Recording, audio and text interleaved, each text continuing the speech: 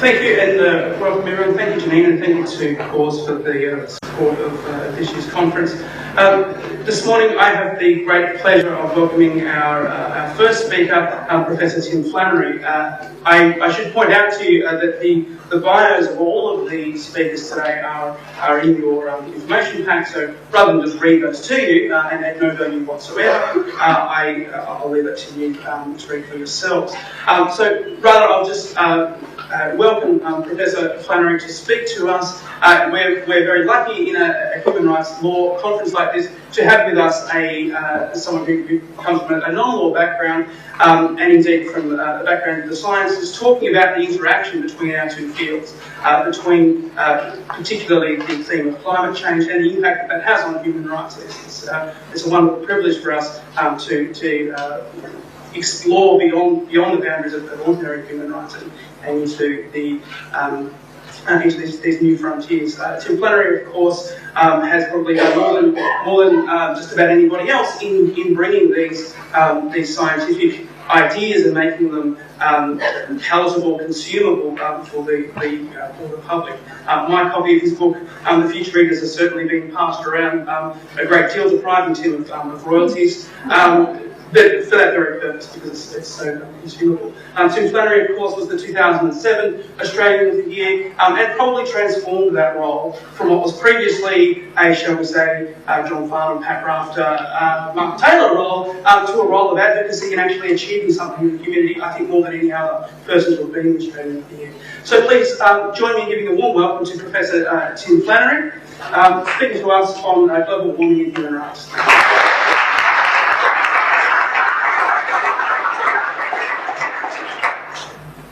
Thank you very much, and could I just say what a pleasure it is and privilege for me to be here with you this morning, not least because when I thought about what I might say this morning, I found it quite a challenge. I found that I had to go back a bit on my understanding of climate change and to try to reframe it in a more relevant way, I suppose, to the concerns of people like you, people who are at the cutting edge often of dealing with human rights, with equality, with a whole series of issues that are very deeply relevant to every human being on the planet.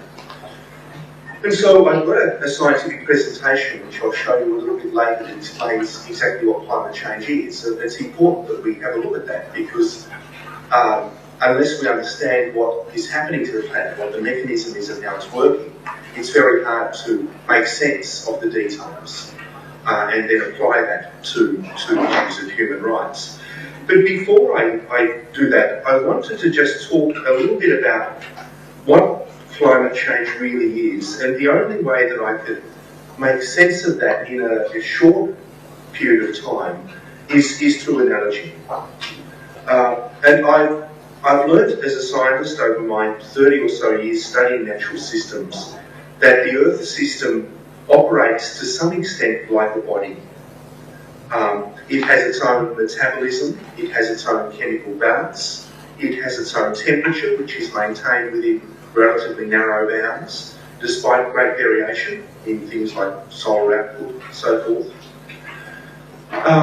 And the parts of the system work together in a way that creates a certain level of stability. Now, that idea is not a new one. James Lovelock, who developed the Gaia hypothesis, sort of put a name to that idea that the planet itself operates rather like a body.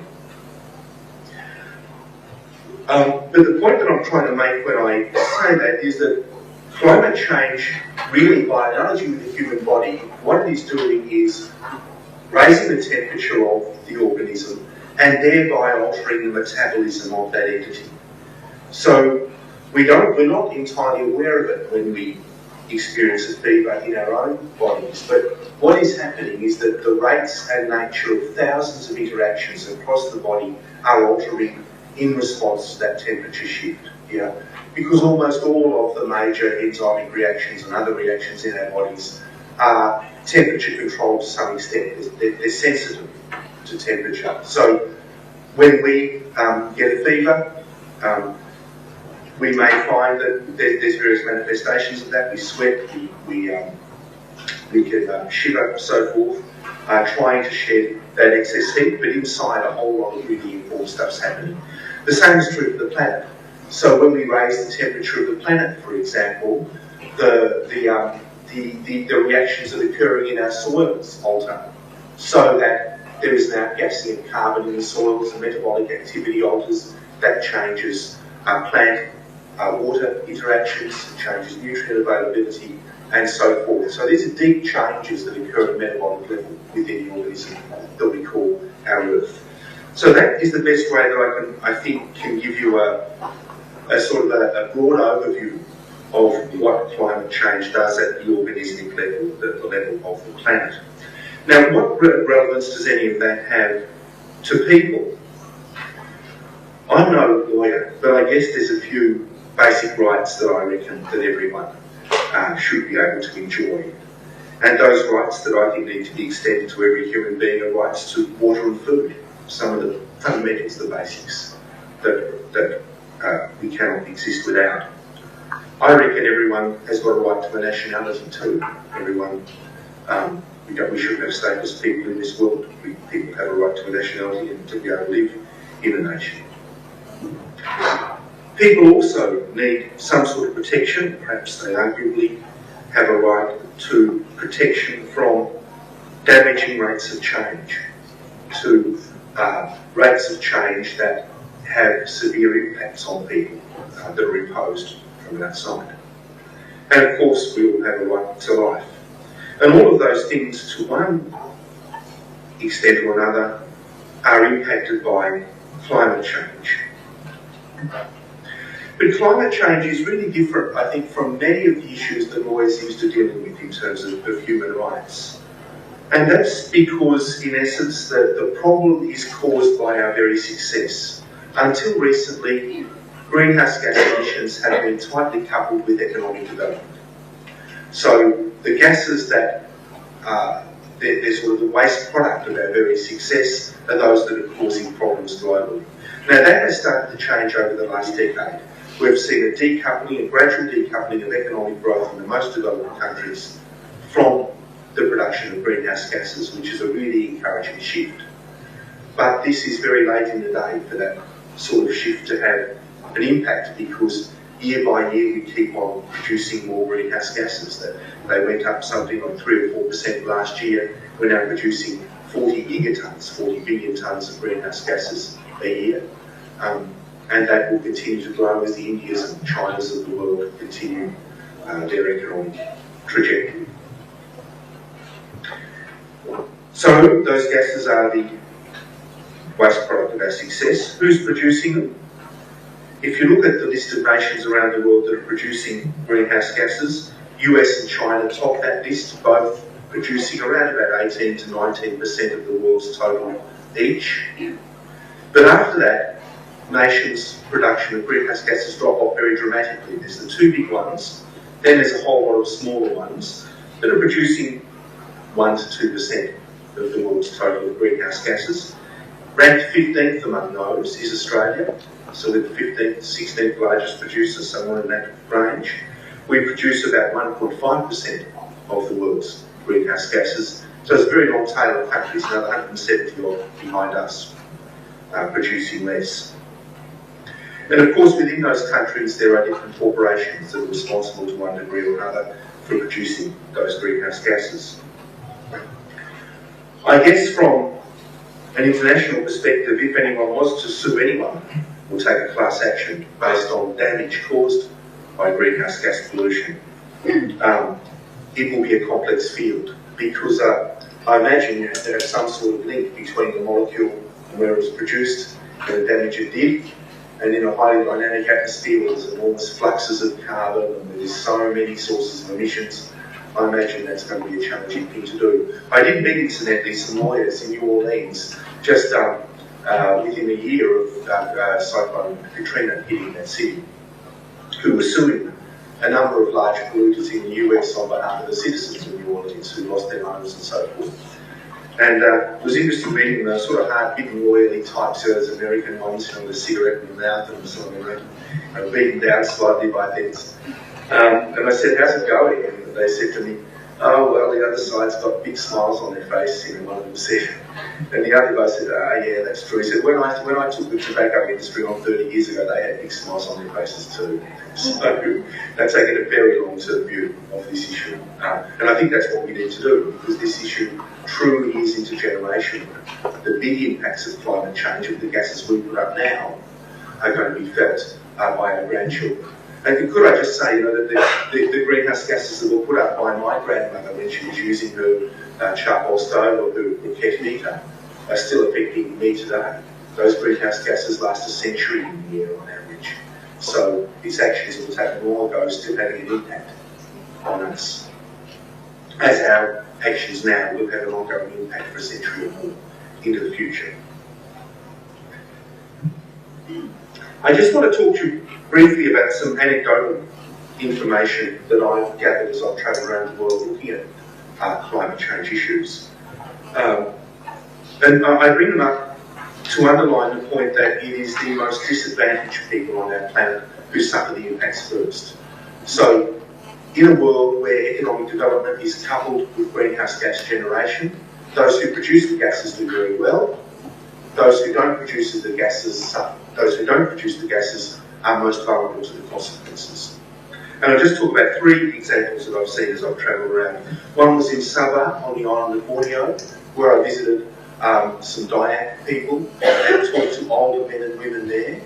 And this was before our wars and inconvenience and all the rest of it, they were very aware of the changing climate in their part of the world and were able to tell me in considerable detail how nighttime temperatures have changed, how rainfall patterns have changed, how peak heats during the day, peak heat loads have changed, and what some of those impacts were on their life and on the wildlife of the region.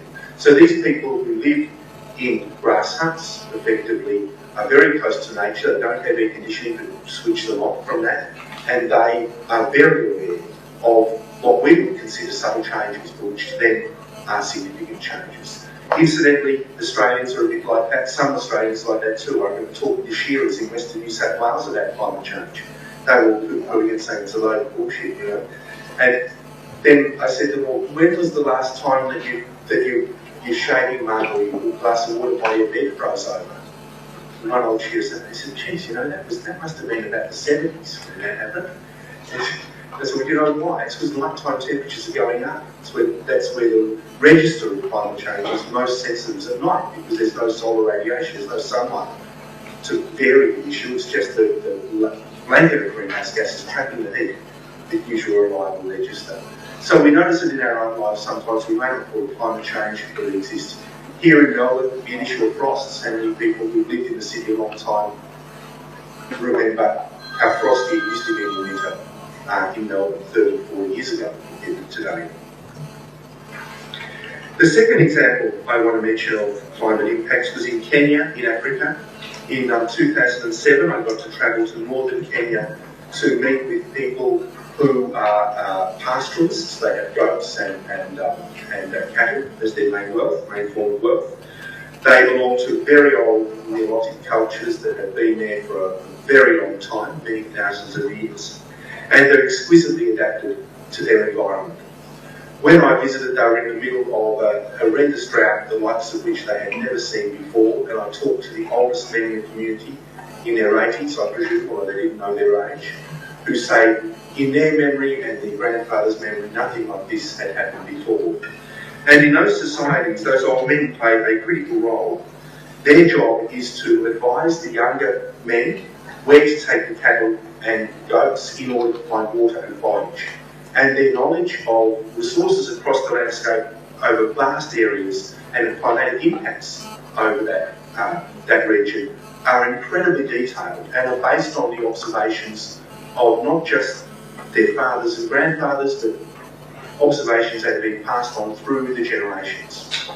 And when I went, it was one of the saddest things I think I've seen in the climate area. I went into a village, talked to the old men about this, and I was so delighted to have someone who was interested in this issue to talk to. And I said, well, what's happening today? And they said, well, we've become irrelevant. We're useless now. And I said, so why is that? They said, because we can't tell the young men where to take the cattle and sheep anymore. Conditions are so utterly changed that our knowledge is now useless. And I thought, wow, what a striking impact of climate change. Now, how that works in the human rights, I don't know, but I do know that those changes that we would, within a highly technological society, be perhaps less cognizant of, for them was absolutely central. In a pre-literate society where handed-on knowledge is essential to survival, once you get a change in the metabolic rate of the planet that alters rainfall, alters evaporation rates, alters soil metabolism and so forth, you have a major impact that those people are exclusively sensitive to. The final example I want to talk about is in Papua New Guinea, where I worked for many, many years. In 1995, I went into a very remote area of Papua New Guinea, right next to the border with Irian Jaya, and did surveys in a valley up there that was untouched by people. It was just to the west of a place called Telephone, and when I walked in over a very steep ridge, it was very difficult getting into this place. I discovered the most majestic oak forest that I think I've ever seen, and in the middle elevations of the New Guinea mountains, there are several species of tropical oaks that grow to this diameter. They're majestic trees, and the acorns are about that big around. They're eaten by possums and giant rats and all the other fauna of the region. And we went into that valley and did a faunal survey and discovered several new species of mammals, including one possum, quite a large possum that was entirely unknown to science and was most likely restricted to those valleys in that region. I did a lot of my survey work by talking to people. It's the best way to go. The local hunters and the experts, they're the professors when it comes to the biology of their area. And all of them keep trophy jaws. So if they catch an animal like a tree kangaroo, they will take the jaws off the skull, smoke them by the fire, and put them on a trophy rack above their doorway. And those trophy jaws are a great way of finding out how much protein people get, what the biodiversity of the region is, and quite frankly how good a hunter someone is, because good hunters have lots of trophy jaws.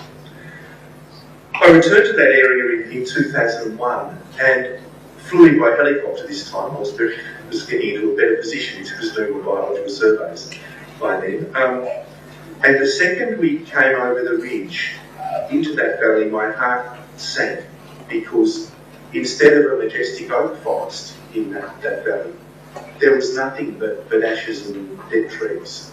It was the most extraordinary transformation I've ever seen in New Guinea. And I landed in the village where I'd done work before and just asked people what had happened. These are the same people I've been with in 95. And they said, oh, it was the most incredible event that we've ever had in this area in 1998.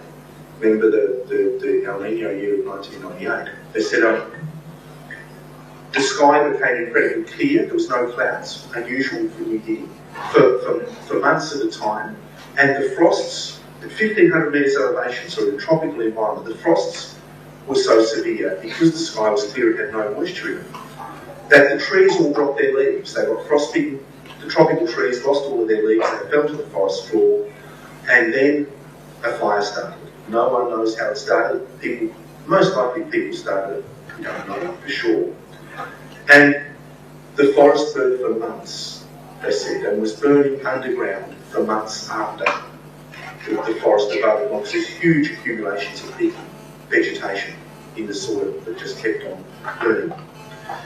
And I remember going back to the hunters' huts and found they were full of jawbones of the rarest and biggest animals, the most difficult to hunt. Even blokes I knew who were really crappy hunters had done incredibly well. They caught all these tree kangaroos. So I suppose that's a benefit of climate change in a way, that even crappy hunters have been able to get their hands on some tree kangaroos.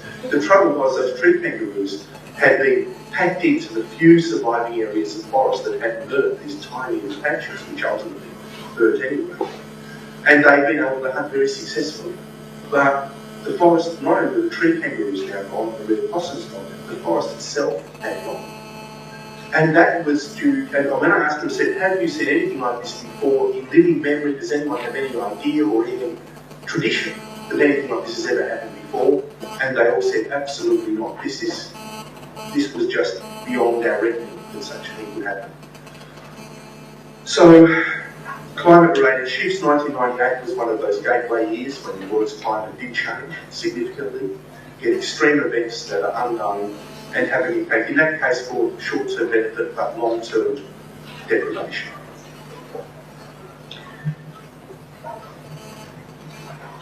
Having said that, I really just want now to go on to give you this presentation, which is part of the Australian Climate Commission's presentations that we give to people. This is a slightly more technical version of it, but I thought I should show you this one because if there's too many graphs and you gloss over, let me know, but I think it does have a good story to tell. The presentation was put together by Professor Will Steffen, one of our climate commissioners. He's one of the world's most respected climate scientists, and the data in this really is pretty authoritative.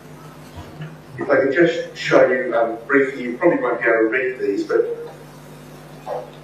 where's my little? Yeah. This is a graph of just rising oceans. You know, the oceans absorb 90% of the heat that the atmosphere traps due to the increased burden of greenhouse gases in the atmosphere. And as a result, the oceans warm and rise and ice melts. There's 3 entirely independent studies there going back from 1950 to 2010 just showing that trend. It's a much more even trend than the atmospheric warming trend, which is this one, because the oceans are 500 times bigger than the atmosphere and therefore they're like juggernauts. They take a lot more time to respond to a heat burden. So a lot of the spikiness is evened out in the ocean graph compared with the atmospheric graph. But they basically show the same thing. You can see here for the warming in the atmosphere, 4 independent studies from around the world, different groups, Japanese Meteorological Agency, NASA, Met Office in London and so forth. You've got the same pattern. It's going completely in accordance with what we expect to see as the greenhouse gas burden increases. Here you can see these little peaks. These are volcanic eruptions, so they don't have too much of an impact on the overall trend. So whatever volcanoes are doing is not that important. This graph here, we can see projections for sea level rise. This is sea level rise as recorded. Here we've got a series of projections by the scientific community made in 2005 about where they thought sea level rise might go. And there's the lower limit to what they thought might happen. There's the upper limit, and there's the kind of median range in the projections. And that spiky line is the actual measurements at the time. So you can see again, we're at the upper limit of projections. Here, this is to do with the Arctic sea ice. We've got here, that's the real world data and an envelope of projections around it. So this is uncertainty. And scientists project into the future what's going to happen to the sea ice. There's the median projection. There's the envelope of probability from lower bound to the ice extent to upper bound. The red line is the actual data out to 2000. And as we speak now, the sea ice is at its absolute lowest extent it has ever been at this time of year, for June, July. So this is clearly in free fall beyond the projections. What that sort of data tells us is that the models are conservative. They're not giving us the whole story. There's still things we don't understand in the climate system. And so we will see surprises in the future. This is just temperature for the northern hemisphere, and apology for all the lines here, but these, I just want to give you a sense of the scale of the scientific enterprise endeavour here. Here's the instrumental record, here's a whole lot of modelling, here's the envelope of uncertainty, here's the real data. This is from 200 AD to 2000 AD. Here is the temperature rising as the Industrial Revolution starts to bind.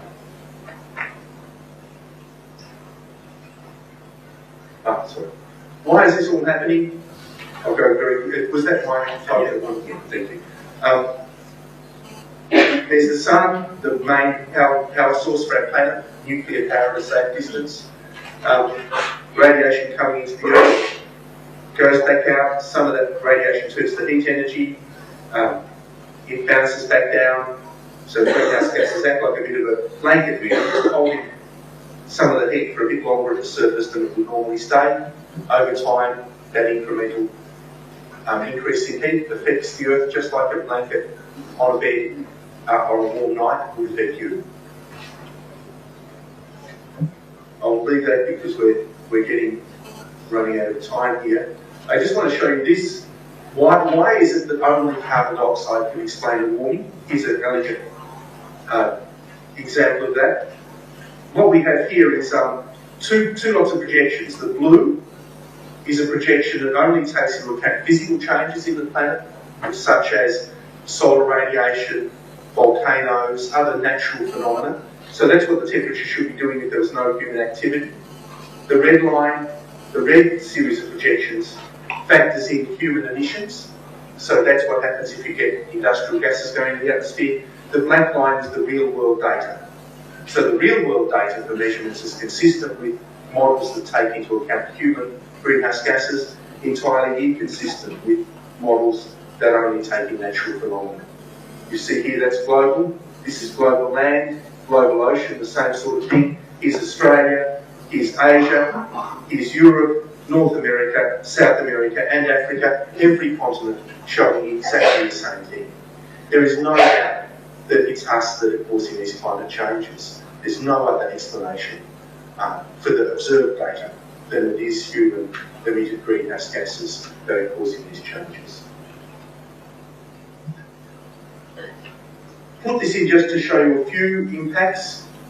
There always has been a lot of weather variability, there's always been a lot of climate variability caused by natural factors, and there are extreme events. What the human-caused greenhouse gases are doing is shifting the bell curve a little bit.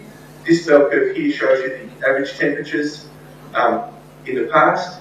Here is the shift with the human greenhouse gases, and you can see what happens. You get less cold weather over here, more hot weather here, but more record hot weather. So you don't need to shift the bell curve very much, the bell curve distribution of, say, hot versus cold days, in order to create lots of new record hot weather. And that's exactly what we're seeing. Here, Australian climate reference stations, this is the very hot days over time by decade from 1960 through to 2010. And here is the yearly record. You can see how high it peaks in 2009 as we get the end of that big dry here in southern Australia. Just show this graph briefly. This is stream flowing to Perth's dams from 1900 through to about 2010. The climate shifts in steps. Here's the average for this period. Then 1976 go through a magic gateway, as the scientists call it, in the climate system. You shift to a lower mean and then down and down again. 2010, Perth got 2% of its average annual flows prior to 1976 into its dams. So the rainfall in there just is changed, soil temperatures have changed to such an extent that the dams don't fill. Impacts on, human-caused infrastructure, coral reefs, fires, flooding. We're probably used to extreme consequences of extreme events. I just want to finish with this graph here. This shows you two alternative futures for humanity. So here's the observed data. Here's what the scientists are projecting will happen if we don't take action to reduce our greenhouse gases. And here's what may happen if we do. That's what's called the safety guardrail. That's the point beyond which wise people won't let the temperature increase or feel very serious consequences. Now my lifetime at least goes from about here, and it might go to about there. So I'm pretty safe, no matter what I do, yeah? I'm not going to go over 2 degrees. But my kids were born in 1985, around about here, and they might live to about here. So my kids, they're going to face a very different future, depending on what I do now. Not on what they do, but what I do now. My grandkids, if I'm ever lucky enough to have any, presumably going to be born somewhere around there, and they're going to be right in the thick of it. So that's the take-home message. This is an intergenerational problem. We will feel impacts now. We won't feel the sort of impacts that our grandchildren will potentially feel if we don't take action. Thank you very much.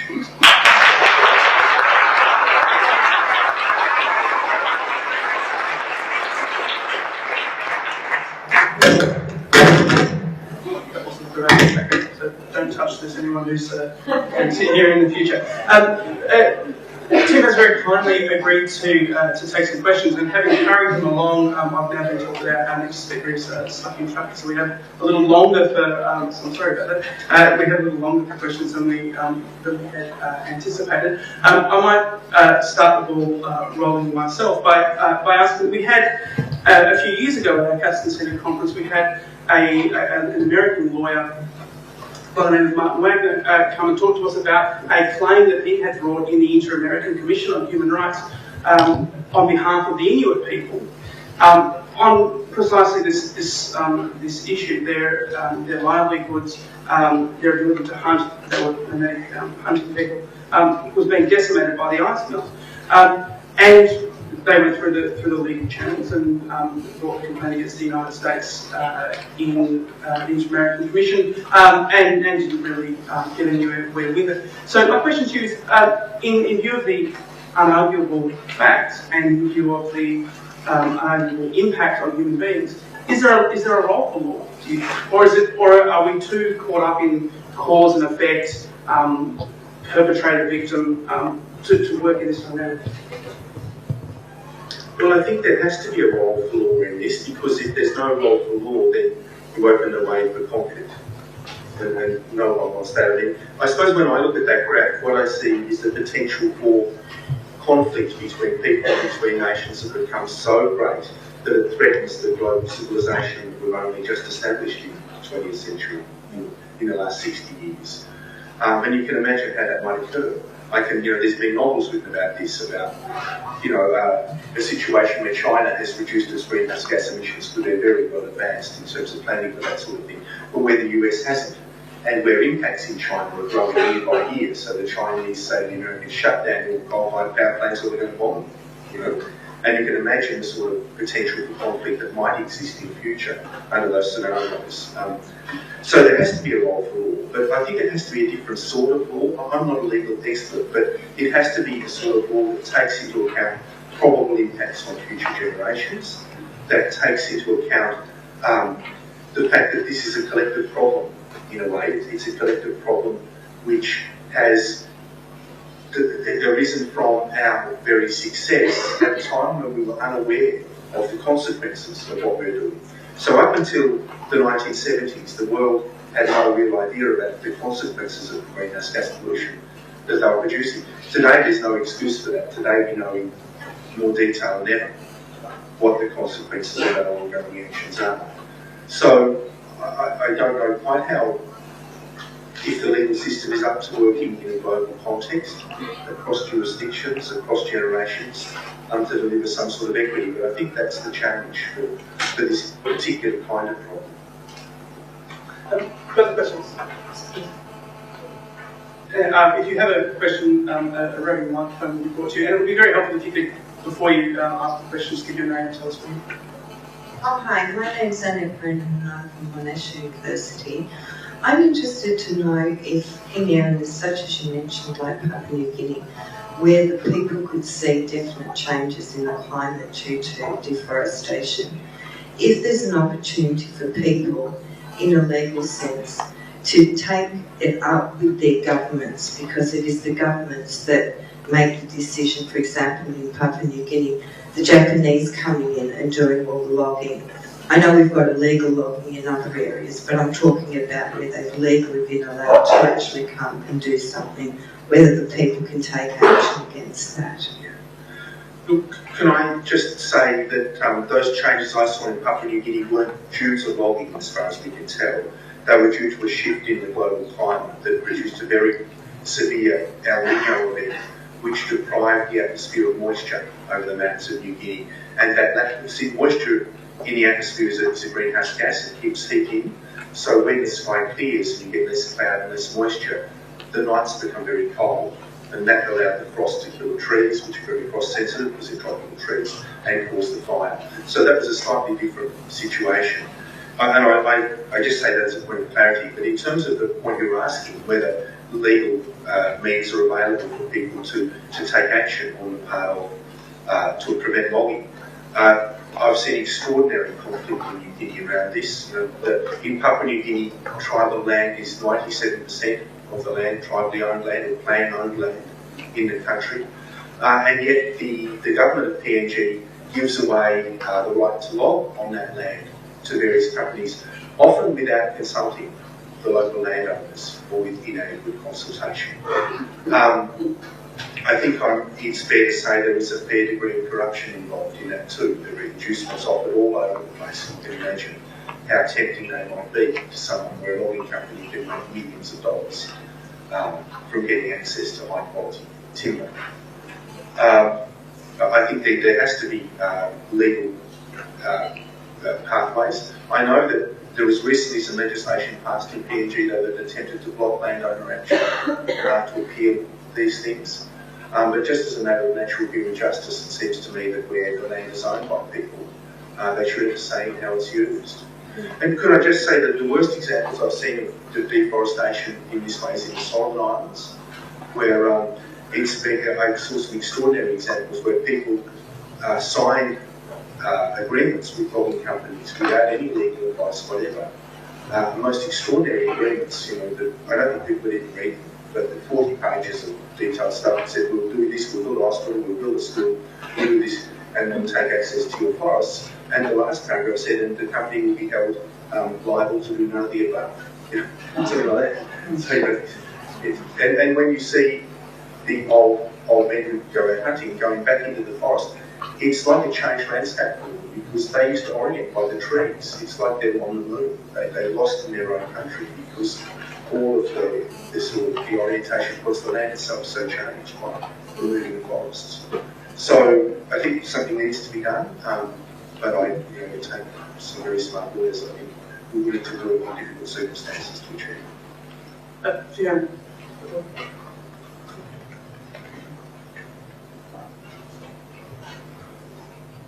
Thanks, Tim. Fiona McLeod from the Bar. Two questions. One about this graph. How close are we to the point at which the atmosphere will not be able to recover, even with best endeavours and measures? And the second question is, what is the biggest contributor to our 1.5% of global contribution?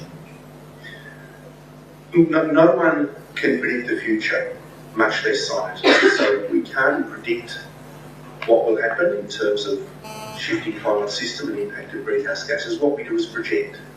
There's the projection envelope. Then from worst case to best case scenario, best case to worst case scenario. We have now built in enough greenhouse gas to take us to about this point here. And that's why scientists say that this is the critical decade. This is the decade where, and that's what this presentation is called, this is the decade where we will make or break the system. We have to start making advances in reducing greenhouse gases this decade so that we can cut even more deeply next decade to have a chance to stay below the 2-degree boundary. If we don't make the cuts this decade, we will have lost the opportunity because, I shouldn't say it that way, we won't have lost it, it just becomes increasingly difficult and more expensive to achieve what's required. Because early action is so valuable. It's like imagine paying off a house, where you're paying it off monthly and you can manage it. If you leave that until the last year of the payment, you go bankrupt. You can't afford to do it. The same is true with greenhouse gas reductions. You've got to start early and do it bit by bit to be able to do it cost effectively and make the transition you need. Scientists agree we should have been starting 2 decades ago when this problem became evident. We haven't. We've sat on our hands for various reasons. Action now is happening this decade. But it's very uncertain as to whether we'll be able to make the reductions that are required. It's going to take a huge concerted global effort with a lot of goodwill and a lot of people sticking by their pledges. Because that action now is not happening under a legally binding global treaty. It's happening under a series of agreements which started off in Copenhagen in 2009 called the Copenhagen Accord. And nations have pledged to do significant things. Australia's made a unilateral pledge supported by both sides of politics to reduce our emissions by 5%. Below 2000 levels. It's an ambitious target, but it's achievable. We really do need to achieve it. Other nations have done the same. The US has pledged to reduce by 17% below 2005 levels. They're already at -7%. So, actions being taken. China's done the same sort of thing. But all of those actions only add up to about half of what's required to to avoid dangerous climate change. So we need to increase our ambition. Probably this decade, but we're very, very slow, and you see the difficulty of taking action in a place like Australia. Which is the biggest contributor in Australia to our... The biggest single contributor here is the electricity sector. Here in this state, 94% of your electricity is generated from coal, from brown coal. You've got some of the oldest, most inefficient brown coal power plants on the planet here in this state. You've got the best wind resources virtually in the country, magnificent wind resources. You've got plenty of solar. You've got great community action. In fact, you've got the only community-owned wind farm in the country up at Dartmouth. But it's just not happening fast enough. So we're not moving fast enough to move. Questions?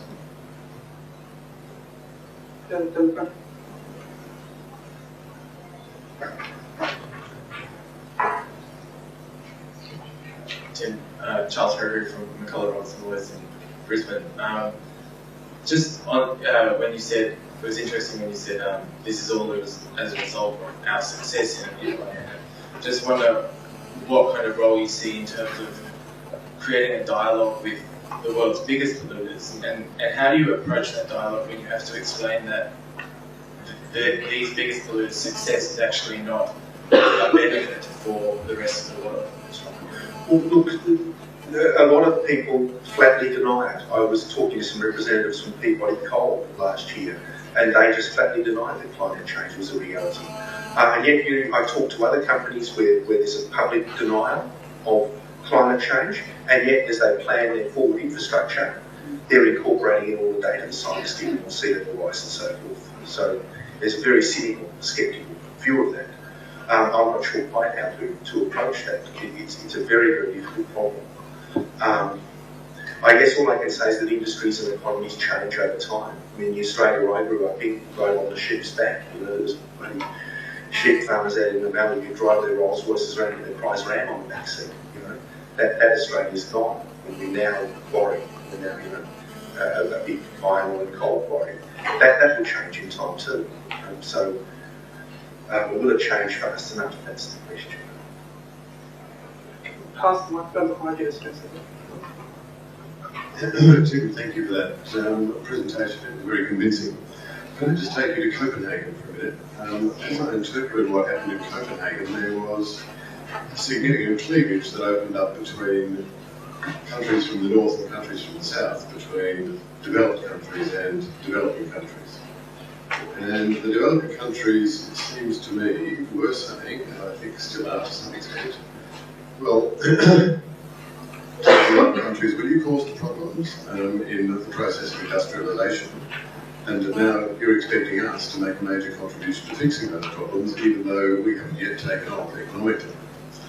And it's that north-south cleavage, it seems to me, that represents one of the major logjams in achieving significant progress in finding solutions, including legal solutions in the form of binding international treaties, which might assist us to deal with this problem. So can you comment on that and tell me a little bit about how you see that logjam being broken, if you can? Sure. Look, I was chair of the Copenhagen Climate Council in the 3 years running up to Copenhagen and participated in the meetings, so I was fairly close to all of that stuff.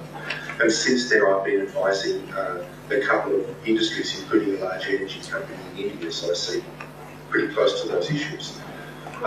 What you described there was historically the case. So the Kyoto Protocol, in fact, was based on that division between developed countries and developing countries. In Copenhagen, that division started to break down. And it started to break down as a series of nations, including coral atoll nations of the world, such as Tuvalu and others, started to say to large developing countries, hey guys, what you're proposing is not good enough. So a rift developed in the G77, the developing countries, between those who saw that 2 degrees of warming would destroy their nations, so the coral atoll countries will go underwater if we go to 2 degrees. That was their fear. And countries like China that wanted to continue to pollute. Now, when Wen Jiabao turned up at those meetings, he had a retinue of 800 people. He swanned in like, I have the solution, because China had taken all this fabulous action. And then he was criticised by the G77. And if you look at the amount of investment that China is putting into developing countries around the world now, particularly Africa. The G77 group is incredibly important to them. For them to be painted as the great saint, as people previously pointed to the US, created an enormous crisis in the Chinese who arrived in Copenhagen. They had no idea how to handle it. And Wen just retreated into his hotel room and sent ever more junior emissaries out to deal with the problem. That logjam was broken when President Obama met with, he forced his way into a meeting, from the right unannounced anyway, between Manmohan Singh from India, Wen, and South Africa and Brazilian leaders. And they forged a thing called the Copenhagen Accord, which was not part of this legal thing that the UNFCCC were working on, but was a separate agreement. And it was a 5-page document. The title was on one page, the last 2 pages were blank. It was 2 pages of text. Didn't say a lot, but what it did say was we want to keep the world below 2 degrees, and individual countries need to pledge some action to do this. That has been, I think, a hugely successful way forward. We now have about half the emission reduction pledges that we need to get to safety at 2 degrees. Sure, they're not legally binding, but how shameful is it for a country to set its own target voluntarily and then fail to meet it? So the negotiations at the moment, they're very focused on those pledges, on making sure that they're transparent, that people can't fudge the data, that we actually can see what those actions are, that we can correlate from one group of actions across to another. That's all tedious stuff, difficult stuff. There are also, since Durban, as you probably read in the paper, new moves to create a legally binding treaty post-2020. But there's no doubt for this decade it's the Copenhagen Accord that's going to be driving change. Britain has unilaterally upped its ambitions under the Accord just last year. There's room for other countries to do that. We shall see. There's a whole lot of factors that are operating at the moment that I think are pushing us on the right trajectory. One of the most interesting is coming out of China. It's the decline in the cost of production for solar panels. It's been the most extraordinary thing to watch over the last 2 years as Australian technology has been taken by the Chinese, and they've reduced the cost of production by 10% per quarter for the last 2 years. Extraordinary advances. So those sort of things are going to empower the free market to really wreak significant change. Thank you.